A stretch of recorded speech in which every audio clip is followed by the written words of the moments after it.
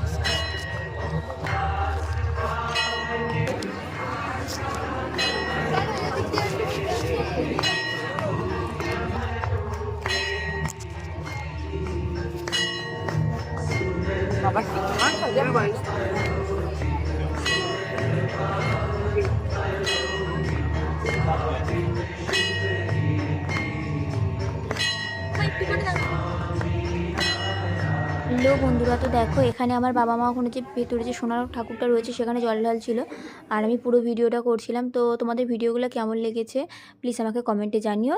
তারপরে ভিডিওগুলো করার পর আমি একটা ছবি তুলে নিলাম, আর আজকের এই পর্যন্ত, টাটা বাই।